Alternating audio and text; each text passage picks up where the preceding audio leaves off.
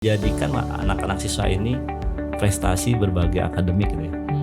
Jadi salah satunya adalah para penghafal Quran itu sudah hampir 60 orang ya. Itu hafiz Quran. Hafiz 30 juz, Pak? 30 juz. Bukan juz 30. Bukan juz 30 lagi.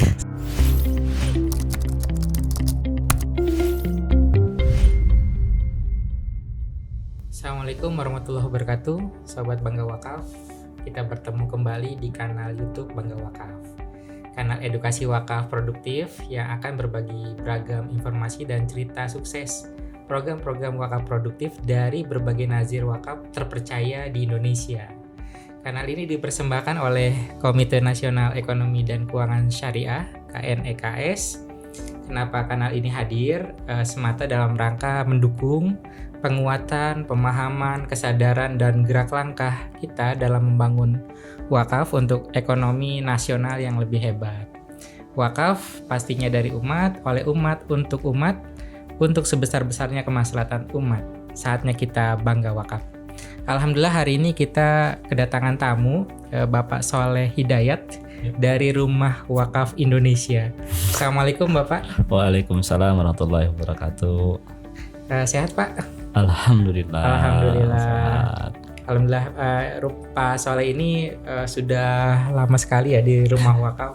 Kita akan berbincang-bincang dengan beliau. Mungkin pertama bisa perkenalkan dulu Pak, Rumah Wakaf ini sejarahnya gimana? Silakan. Jadi terima kasih ya. Kalau bicara rumah wakaf ini secara legal kita tahun 2009. 2009 ya. Okay. Dan mendapatkan izin legalitas sebagai nazir wakaf itu tahun 2010 dari BWI. Badan Wakaf Indonesia. Badan Wakaf Indonesia sebagai regulator. Jadi saya dapat amanah saat ini adalah di rumah wakaf ini sebagai direktur wakafnya. Direktur wakaf, masya Allah, siap. Gitu, kurang lebih gitu. Baik. 2009. 2010 mendapat legalitas dari BWI. Betul. Kalau boleh tahu Pak, program-program apa aja nih Pak yang ada di Rumah Wakaf Indonesia? RWI ya Pak? RWI. Atau orang bilangnya RWI. Walaupun kemarin 2000 berapa ya sempat pas jangan RWI Indonesia dihilangin biar bisa internasional. Jadi namanya Rumah Wakaf aja. RWI juga Pak, Rumah Wakaf Internasional. Jadi memang secara program kita cukup banyak ya. Kalau bicara program wakaf ini tentu yang paling diminati masyarakat saat ini adalah wakaf aset. Wakaf aset. Biasanya wakaf aset itu tanpa kita marketing, tanpa orang datang langsung ke kantor. Karena wakaf aset ini menjadi, mungkin kita lihat dalam sejarah itu menjadi budaya masyarakat ya sejak dulu. Tanpa harus ada apapun, masyarakat itu ya udah menyerahkan aja wakaf asetnya ini buat bangun masjid segala macam. Makanya keberadaan nazir saat ini pun gitu ya, tanpa ada marketing apapun juga, aset itu luar biasa. Masyarakat mengamanahkan, Pak ini sih punya aset nih mau wakaf tanah saya buat ini buat ini. Itu. Jadi tanpa marketing luar biasa. Yang kedua memang kita wakaf uang, karena memang kita sebagai nazir wakaf uang ya secara legalitas. Tentu kita mendorong cash wakaf ini menjadi upaya kita untuk menjadi masyarakat bergeser dari asalnya wakaf aset ini menjadi wakaf uang. Oke. Itu. Wakaf uang dan wakaf aset ya Pak? Wakaf aset. Secara umum. Nah nanti dari wakaf aset dan wakaf uang ini dibuat apa Pak? Program-program apa di rumah wakaf ini? Yang pasti satu, ketika bicara wakaf aset itu menjadi amanah buat kita untuk dioptimalkan ya. Bisa menghasilkan aset ini terus bermanfaatan. Ya, itu yang menjadi aset. Jadi asetnya diolah bisa menjadi produktif. Nah, kalau bicara wakaf uangnya, wakaf uang sendiri konteks sekarang ada dua biasanya. Ada wakaf melalui uang, ada wakaf uang. Kalau wakaf melalui uang, bahwa programnya itu sudah di depan ada. Tetapi orang donasinya dengan uang tetapi untuk program. Nah, kalau bicara wakaf uang, itu wakaf uang yang dikelola dalam sebuah program produktif.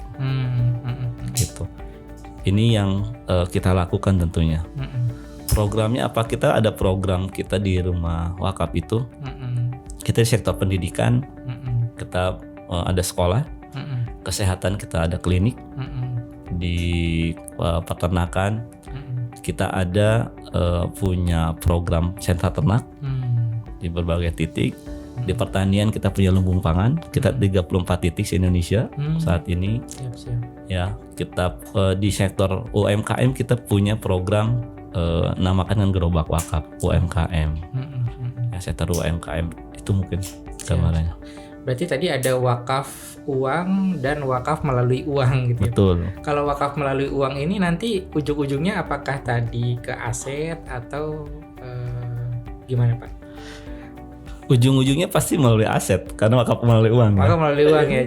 Jadi kayak ya, dan itu menjadi fenomena masyarakat sekarang, wakaf melalui uang. Misalnya dia berwakaf 100.000 untuk pembangunan masjid gitu. Betul. Oke. Dan itu menjadi saat ini masih orang inginnya seperti itu.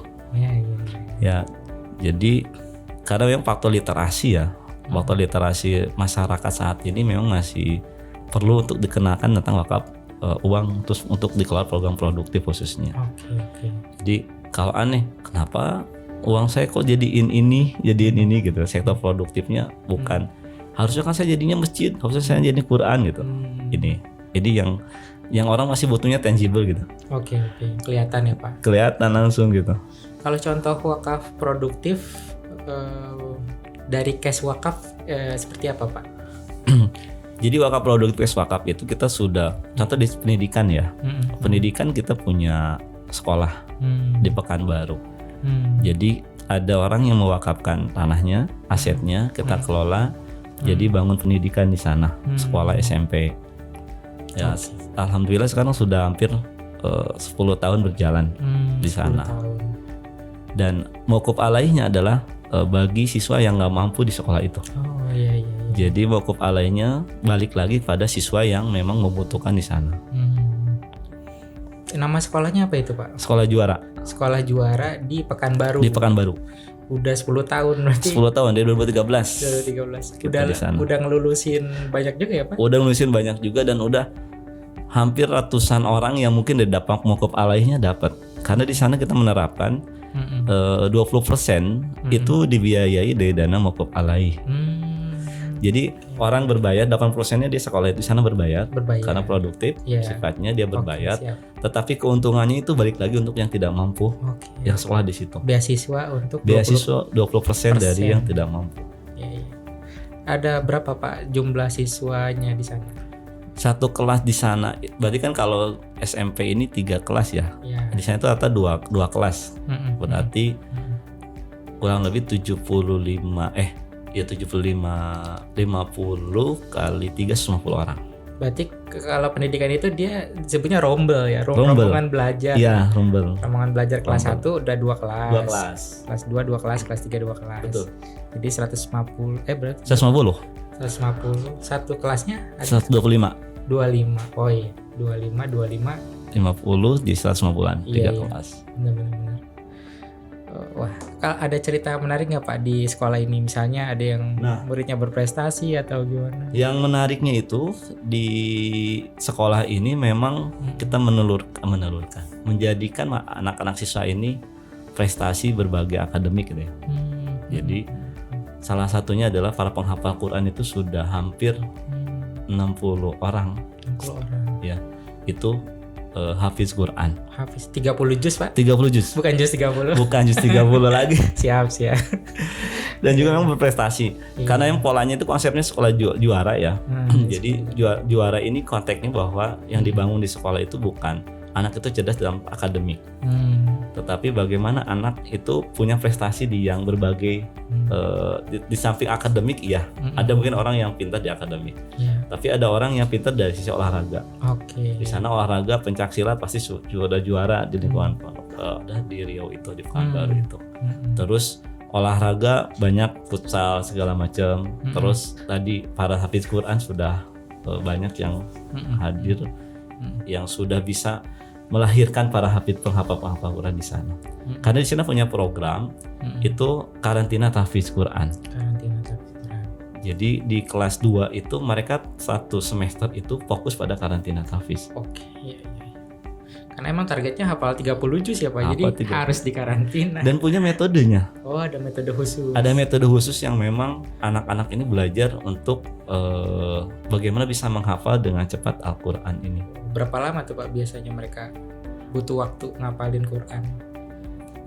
Kalau biasanya kan itu kan nanti 3 bulan ya. 3 bulan. 3 bulan walaupun memang keseharian mereka ada kurikulum memang untuk hafalan Quran. Untuk apa namanya mengulang. Mengulang dan penguatannya itu di karantina tadi.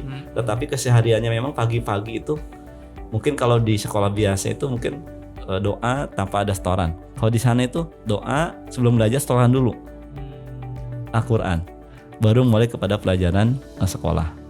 Siap. Jadi ini sekolah berbasis wakaf gitu ya Pak? Sekolah berbasis wakaf. Jadi tanahnya aset wakaf. Tanahnya aset wakaf, gedungnya dibangunkan dari wakaf.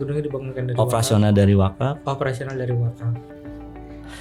Tadi dari dana operasional yang 80% berbayar itu. Betul. Ya. Mauquf alihnya 20% siswa. Siswa yang di sana yang tidak mampu. Bahkan beberapa siswa sekarang jadi ada program di sana, karena bikin kita menghadirkan satu sekolah lagi SD juara kembali di Pekanbaru itu. Nah, sebagian SD juara ini hasil dari sekolah ini kita bisa mensupport SD juara ini di Pekanbaru. Jadi dana-dana tadi yang 20% itu ternyata masih sisa mauquf alainya, ya udah kita lempar ke SD. Ke SD-nya. Ini yang kita lakukan di sana. Kalau SD itu juga sama Pak, berbasis wakaf juga. SD sekarang masih kita ngontrak statusnya, okay. Tapi memang menjadi target kita tahun ini sudah ada. Tahun ini sudah ada orang yang mewakafkan aset tanahnya di sana dan itu strategis. Kemarin kita sudah lakukan di sana survei. Kita lagi sekarang memproses sekolah di sana di SD ini untuk kita bangunkan milik sendiri.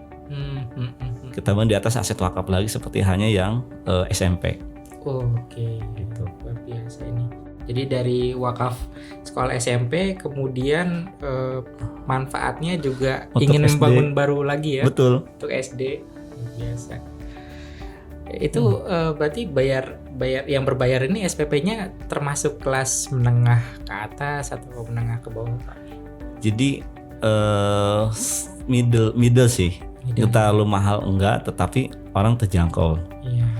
Dan mungkin bisa jadi ini apa ya? Salah satu sekolah favorit mungkin Pak di sana. Ya, betul. Oke. Jadi sekarang itu di Pekanbaru itu SMP juara ini menjadi sekolah favorit dan menjadi kepala sekolah itu sering sharing, sering diknas di sana, sering jadi pemateri karena pola-pola yang unik gitu ya. Yang terus ada di sana diciptakan program-program yang membuat masyarakat di sana beda dari yang lain biasanya gitu. Ada berapa Pak jumlah SDM, tenaga pengajar segala macam yang terlibat? Tenaga pengajar pasti jelas guru-guru ya. Jumlah pastinya pastikan guru-guru pengajar, ada juga mungkin di sana host segala macam. Guru bidang pasti bidang studi masing-masing punya satu biasanya. Itu bentuknya boarding nggak sih Pak atau pulang pergi? Kita full day. Tapi nggak boarding. Karena memang di awal kita bangun nggak sifatnya boarding. Jadi kalau boarding kan harus ada asrama segala macam. Memang di sana tidak bangunan, memang bangunan sekolah, tidak boarding. Nah yang 20% tadi mauquf alih itu siswa-siswa berasal dari sekitar situ? Ya. Atau dari luar daerah? Berasal dari sekitar itu dan daerah lain yang datang ke sana. Terus mereka tinggalnya di mana tuh Pak? Kan nggak nginep ya? Ada yang memang ada saudaranya di sana, ada yang memang biasanya informasi di sini nih gratis, biasanya dikejar kan, apalagi dengan tadi saat ini kan favorit orang tua itu kalau dia anaknya jadi hafiz Quran, jadi apa? Ini jadi menjadi daya tarik juga untuk orang tua itu bisa menyekolahkan anaknya di sekolah juara kita gitu. Oke, siap.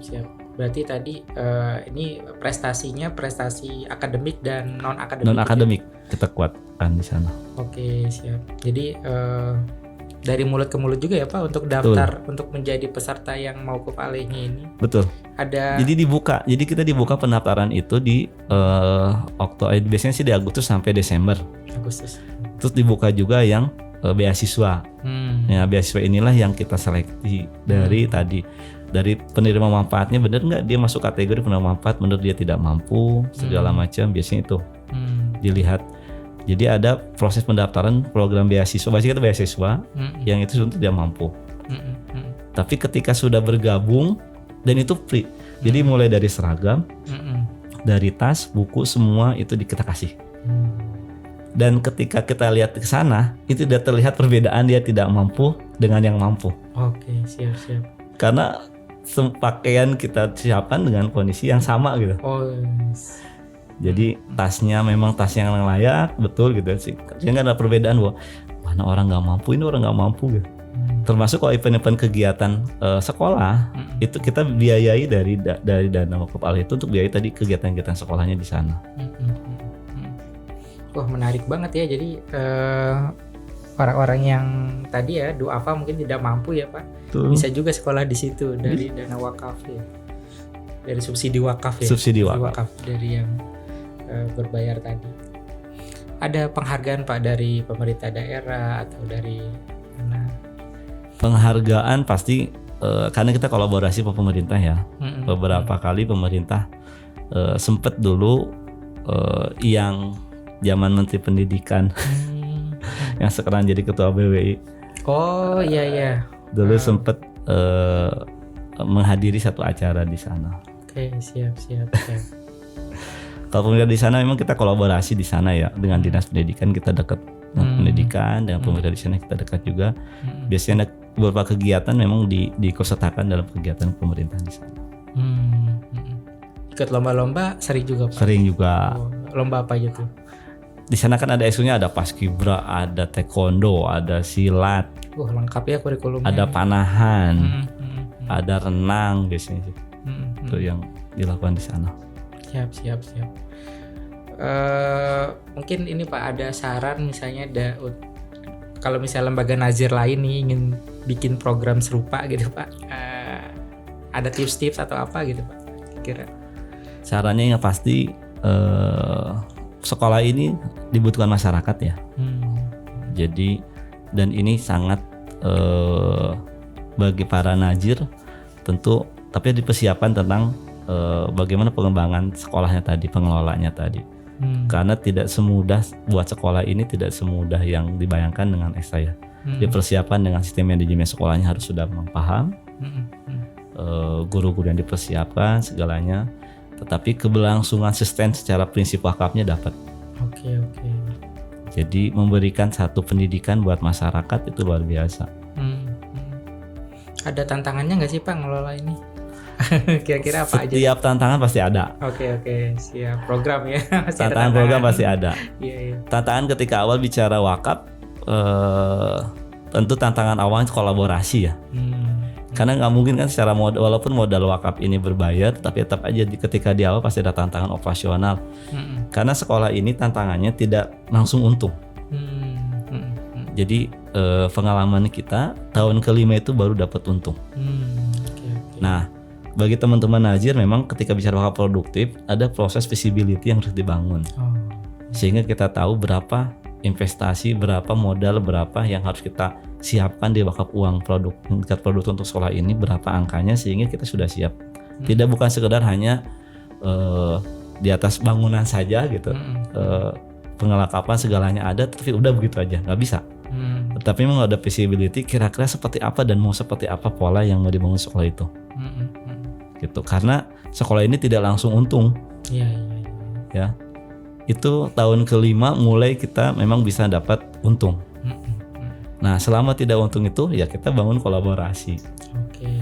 Kolaborasi yang mungkin dulu sejak awal dana zakatnya kita kolaborasi dengan lembaga-lembaga zakat.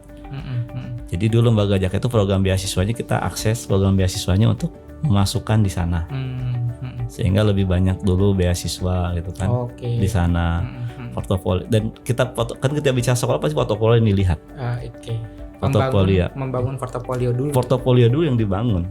Karena kan ketika belum ada portofolio orang akan apa sih kualitas sekolahnya bener nggak? Ada prestasinya. Ada prestasinya nggak gitu kan orang.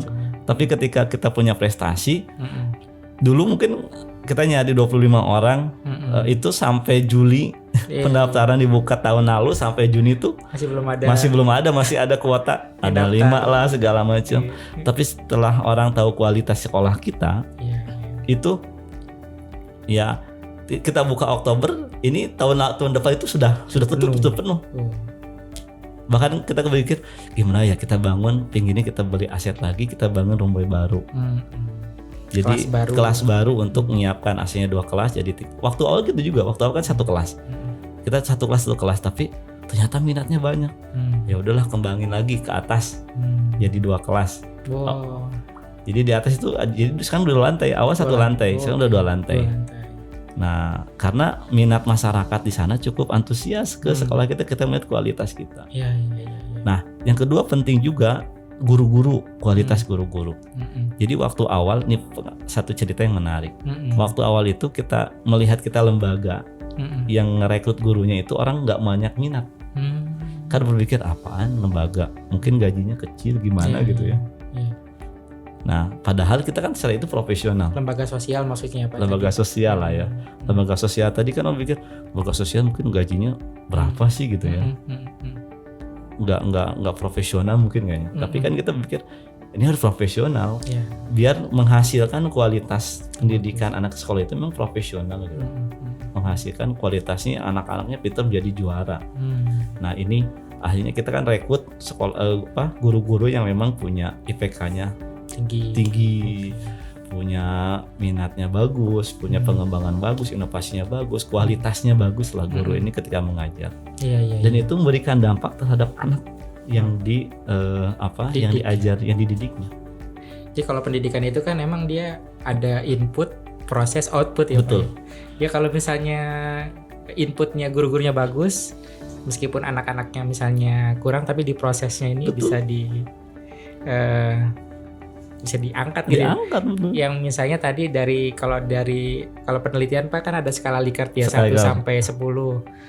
Nah, rata-rata ini anak-anak yang masuk ke sekolah juara dari 1 sampai 10 mereka nilainya berapa, Pak? Kemudian lulusnya jadi berapa? Waktu awal pasti kalau kemarin sih yang disampaikan gurunya biasanya di angka itu pernah kita ngobrol. Kalau yang berapa sih kalau masuk? Di awal dari 6-7 pas masuk dipastikan harus 9, pas keluar harus 9. Berarti ada di proses ada peningkatan yang harus dia. Makanya tadi ada ketika kita udah hanya akademik gitu, ketika akademik kurang berarti apa lagi nih sehingga dia punya potensi masuk gitu. Siap. Masuk ke tingkat yang itu punya potensi yang lain. Baik Pak, kalau misalnya ada dari Sobat Bangga Wakaf nih yang ingin berwakaf di sekolah juaranya ini, gimana tuh Pak caranya? bagi Sobat Wakaf ya, Bangga Wakaf. Sobat Bangga Wakaf yang ingin mewakafkan hartanya melalui kami Rumah Wakaf, bisa melalui transfer rekening kita atau bisa buka di wakaf.id. Oke. Wakaf.id kan sekarang era digital ya. Bisa wakaf.id itu klik buka di sana, itu bisa pilih tentang program sekolah di sana ada. Baik, siap. Terima kasih banyak Pak Soleh karena keterbatasan waktu. Jadi untuk sesi ini kita akan cukupkan untuk ngobrol-ngobrol tentang wakaf sekolah ya Pak. Nanti di next video kita akan coba gali lagi program wakaf yang lain. Baik teman-teman Sobat Bangga Wakaf, pesan saya di akhir sesi jangan lupa like, komen, dan subscribe channel ini jika menarik buat teman-teman semua. Klik lonceng dan perluas kebermanfaatan Sobat Bangga Wakaf ini melalui fitur share di kanal YouTube ini. Mari kita bersama bangun kebaikan untuk umat, dari umat, oleh umat, dan untuk umat. Saatnya kita bangga wakaf. Assalamualaikum warahmatullahi wabarakatuh. Waalaikumsalam warahmatullahi wabarakatuh.